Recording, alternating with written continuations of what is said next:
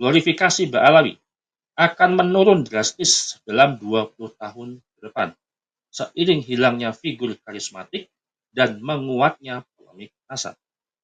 Yang kedua, hegemoni Ba'alawi tidak bertahan lama di level nasional, hanya tersisa di komunitas lokal dan muhibin yang fanatik. Ketiga, polemik nasab adalah faktor utama. Semakin terbuka dan viral, semakin cepat glorifikasi dan hegemoni itu maka akan cepat runtuh dan akan punah. Dengan tren ini, Ba'alawi akan memasuki era pasca hegemoni, dari simbol pusat menjadi sekedar bagian dari mozaik sejarah Islam Nusantara. Mereka merasa bisa menjajah semua, tapi coba lihat dari dulu. Karena memang sudah didukung oleh Belanda, akhirnya pengaruh itu kan masuk ke semua instansi pemerintahan, kepolisian, tentara, sampai ke istana. Dan cengkeramannya itu sampai sekarang masih kuat, harus saya katakan masih kuat, Kang. Jadi kita harus memang sabar menunggu minimal 2 kematian tokoh besar mereka dengan terus memberikan edukasi yang mencerdaskan kepada masyarakat dengan menampakkan data-data yang kuat di masyarakat. Begitu, Kang. Akan kembali lagi nanti, insya Allah.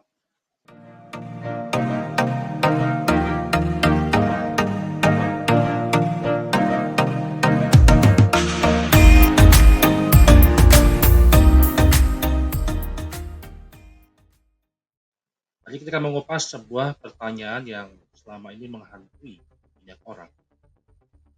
Jika tidak ada polemik nasab, apakah glorifikasi dan hegemoni Ba'alawi bisa bertahan? Atau tetap akan melemah seiring dengan waktu? Nah, sebelum saya membahas ke analisa ini ke depan, saya ingin membuka dulu analisa saya sebelumnya, kalau tidak salah itu 1,5 bulan yang lalu, terkait pengaruh FPI dan Habib Rizik jika atau dengan tokoh karismatik. Namun, di dalam analisa ini menggunakan pendekatan yang berbeda. Kita melihat dua tokoh sentral yang dengan peran yang berbeda, yang perannya masing-masing kita akan melihat. Karena ternyata dalam temuan-temuan lanjutan temukan bahwasannya Ba'alawi ini kuat secara struktur, secara glorifikasi, secara legitimasi di Indonesia itu karena dua tokoh. Sempat disinggung oleh Alawi, Nurul Alam, yang sebelumnya minggu kemarin itu podcast dengan saya, bahwa dua tokoh sentral ini yang berpengaruh terhadap legitimasi dan glorifikasi Ba'alawi di Indonesia. Namun secara data bagaimana? Kita akan mengupas. Nah, selama ini dua nama besar seperti Habib Lutfi dan Habib Rizik Syihab menjadi figur sentral yang menjaga ekosistem dan eksistensi Ba'alawi di Indonesia. Tapi bagaimana jika narasi tentang nasab dipertanyakan? Itu tidak pernah muncul. Anggap Yesus Kaimat tidak ada. Bagaimana dua tokoh ini? Apakah Ba'alawi akan tetap kokoh atau tetap menghadapi ancaman perpecahan dari dalam sehingga akhirnya akan kita akan sedikit berimprovisasi teman-teman ya, poin-poin penting tanpa polemik nasab, kemudian bagaimana hegemoni Ba'alawi, kita akan membahas jangka pendek 2025 sampai dengan 2035, kemudian jangka menengah dan jangka panjang sampai tahun 2024, tahun 2045 ke atas. Dan bagaimana regenerasi tokoh yang akan dikuatkan ketika tokoh ini masanya sudah hilang, karena setiap masa itu ada orang, tokoh, setiap tokoh itu pasti ada masanya. Kita akan membedah dalam sebuah analisa yang saya sampaikan. Kita lihat dulu modal hari ini, teman-teman. Kita akan lihat modal hari ini. Analisanya hari ini adalah dua figur sentral, Habib Lutfi dan Rizik, menyedot 71% dukungan nasional yang menunjukkan polarisasi utama, spiritual moderat versus populis keras. Sehingga kekuatan Ba'alawi ini 71%-nya didominasi oleh kekuatan dua tokoh. Kemudian figur lain masih jauh di bawah, hanya berperan sebagai penopang kultural dan komunitas lokal. Yang ketiga, jika Habib Lutfi dan Rizik hilang, kita hilangkan tokoh itu, maka 70% dukungan publik akan tercerai-berai. Ini persentase mendukung tokoh sentral tersebut ya.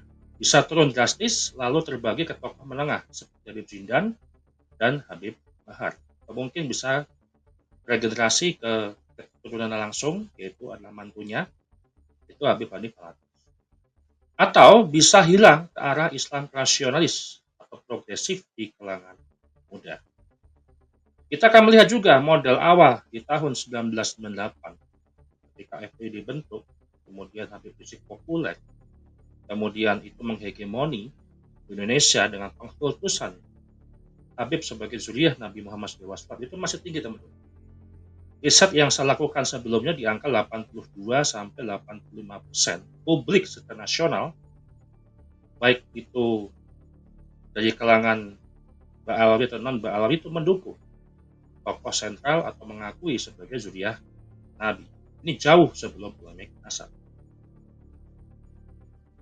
Kemudian, analisa publik dan polemik nasab akan bertahan itu 42%. Ini kita melihat kondisi sekarang ditambah dengan polemik nasab. Maka Ba'alawi akan bertahan itu 42%. Tetap di dalamnya 42%, itu 70%-nya yang mendominasi adalah dua tokoh tersebut. Yang pertama, argumen utama, Ba'alawi bukan sekedar nasab, tapi juga jaringan spiritual, tarekat, dan budaya. Sehingga ini turun-temurun menjadikan sebuah tradisi. Kemudian, pendukung Habib Lutfi biasanya menekankan keteladanan akhlak dan tarekat, bukan klaim nasab. Sehingga beliau itu langsung mendirikan Jatma Aswaja, pecahan daripada Jatman NU.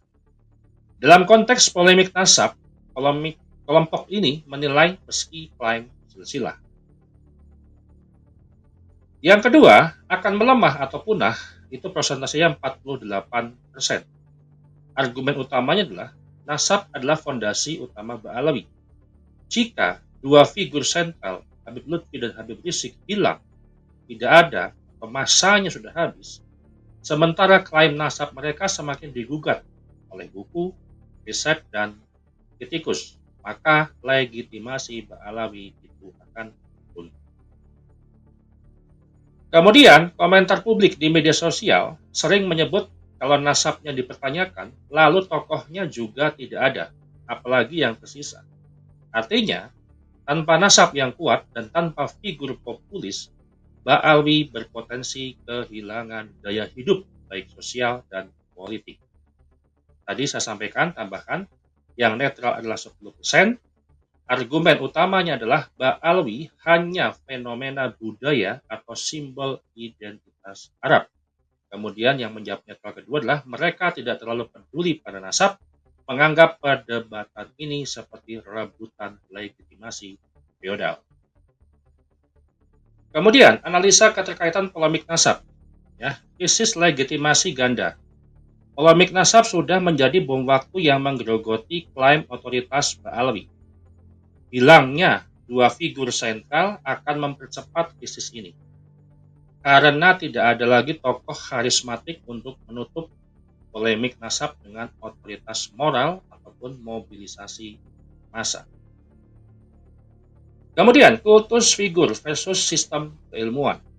Habib Lutfi menopang dengan otoritas spiritual dan intelektual. Makanya banyak yang menyebut Habib Lutfi inilah seorang wali keramat. Habib Rizik menopang dengan mobilisasi politik dan populisme, sehingga banyak untuk menggerakkan massa, termasuk yang kita lihat massa di aksi bela Islam 212. Kemudian, tanpa mereka, maka nasab yang diperdebatkan menjadi titik rawan yang bisa melemahkan eksistensinya Ba'alawi. Kemudian, pertarungan narasi di media sosial. Kelompok pro Ba'alawi, nasab kami sah, warisan kami panjang. tradisi kami tidak bergantung tokoh. Kemudian kelompok yang anti Ba'alawi, nasab kalian itu cacat, cuma jual nama nabi dan kuat karena kultus figur. Tanpa figur sentral, narasi penolakan atau anti nasab berpotensi lebih dominan di media sosial. Sehingga mau nggak mau, kalau tidak mengatur strateginya, bertahannya Ba'alawi hari ini 42% itu akan semakin tergerus oleh fakta, pemahaman, dan literasi keilmuan. Sehingga kelompok yang netral akan menentukan sikap untuk menolak habaib Ba'alawi Indonesia. Kemudian saya sampaikan, ini prediksi, analisa, ya, kita melihat pola tren percakapan media social listening yang ada di seluruh platform media sosial, glorifikasi dan hegemoni Ba'alawi di tengah polemik nasab. Kita pagi, fase saat ini di tahun 2020 sampai tahun 2025, glorifikasi masih tinggi. Kita akui teman-teman, masih sangat tinggi. Walaupun tidak setinggi ketika puncak jayanya Sentral Habib Rizik, ya, dengan FPI, ya, era 98 sampai sebelum tahun 2020. Itu di angka 82 sampai 85%. Dan itu tidak mudah karena Robitul Alawiyah sudah didirikan sebelum zaman kemerdekaan, sampai hari ini bisa di angka 48% menolak. Itu sudah bagus. Bagaimana kita melihat 10 tahun, 15 tahun, ataupun 20 tahun yang akan datang. Nah, kenapa sangat tinggi? Karena Habib Lutfi dan Rizik jadi figur publik. Wajah Ba'alawi itu masih disakralkan. Jadi ketika kita melihat wajahnya Ba'alawi, itu wajahnya Habib Rizik dan wajahnya Habib Lutfi. Yang kedua, hegemoni sosial. Masih kuat di wilayah tradisional, NU, tarekat, komunitas, ataupun urban FPI. Yang berikutnya, polemik nasab mulai menguat di ruang akademis dan media sosial, tapi belum dominan. Lebih banyak dibantah dengan narasi hormat ulama. Kondisinya adalah Ba'alawi masih jadi mainstream simbol meski diserang. Ini posisi hari ini. Bagaimana ketika fase transisi tahun 2025 sampai tahun 2035? Habib Lutfi dan Rizik makin menua dan melemah. Karena setiap masa itu ada tokoh, setiap tokoh itu ada masanya. Pengaruh personal itu akan berkurang. Polemik nasab meluas lewat buku, riset, konten YouTube, TikTok, dan generasi muda itu makin skeptis. Apalagi sekarang polemik nasab Ba'alawi yang mendukung Keimat itu saya awal dengan riset media sosial untuk lebih mengedukasi persepsi publik yang sebenarnya, yang real, yang organik kepada netizen yang ada di seluruh Indonesia yang mengikuti polemik nasab. Kemudian glorifikasi mulai retak. Sebagian publik tidak lagi melihat Ba'alawi sebagai darah suci, melainkan hanya elit kultural saja. Kemudian hegemoni Ba'alawi pecah. Dukungan fragmentasi, muncul tokoh-tokoh lokal ataupun ustadz non-Ba'alawi yang lebih relatable.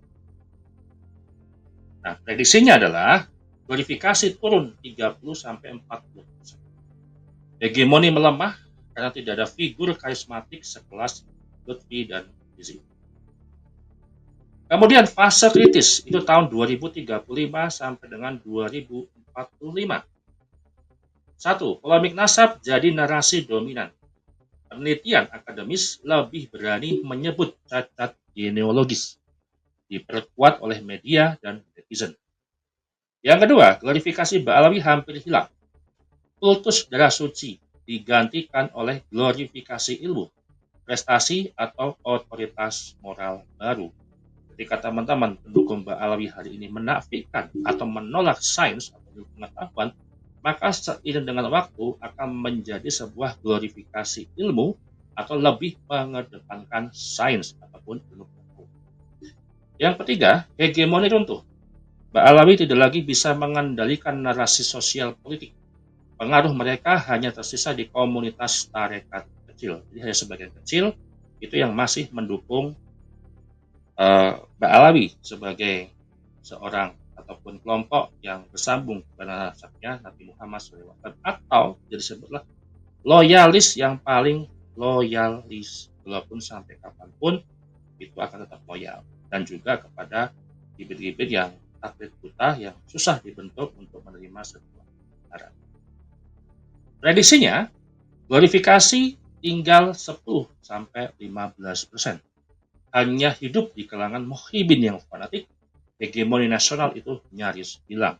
Sehingga ketika ada demo seperti tanggal 29 kemarin, itu tidak akan lagi berperan ya untuk mempengaruhi umat ataupun mempengaruhi massa atau mendoktrinisasi atau memprovokasi terkait tentang demo. Kemudian kesimpulannya adalah glorifikasi Ba'alawi akan menurun drastis dalam 20 tahun ke depan seiring hilangnya figur karismatik dan menguatnya polemik nasab. Yang kedua, hegemoni Ba'alawi tidak bertahan lama di level nasional, hanya tersisa di komunitas lokal dan muhibin yang fanatik. Ketiga, polemik nasab adalah faktor utama. Semakin terbuka dan viral, semakin cepat glorifikasi dan hegemoni itu maka akan cepat runtuh dan akan punah. Dengan tren ini, Ba'alawi akan memasuki era pasca hegemoni. Dari simbol pusat menjadi sekedar bagian dari mozaik sejarah Islam Nusantara. Hanya sebagai bagian sejarah, kemudian hanya sebagai bagian temuan-temuan masa lalu yang akan dikenang di masa yang akan datang. Sudah habis itu masanya dan hanya menjadikan sebuah sejarah. Kemudian, bagaimana fase pasca hegemoni tahun 2045 ke atas? Ba'alawi masih eksis sebagai komunitas kultural geonologis, tapi tidak lagi menghegemoni. Tidak ada lagi pengaruh, tidak ada lagi provokasi, tidak ada lagi glorifikasi, hanya di komunitas kecil saja. Status mereka mirip bangsawan tradisional, dihormati dalam lingkar terbatas, tapi tidak menentukan arah umat, tidak bisa menentukan arah politik, tidak bisa menentukan pasangan ataupun tidak bisa menentukan tokoh yang akan dipilih di dalam pilihan presiden, ataupun tidak bisa memilih ataupun tidak bisa menghegemoni untuk hal-hal politik di Indonesia. Kemudian narasi baru menggantikan Islam berbasis ilmu, prestasi, dan otoritas moral, bukan lagi garis darah. Ya, demikian yang saya sampaikan. Terima kasih kepada semuanya terkait dengan data sosial media riset dan analis. Sampai jumpa di episode berikut.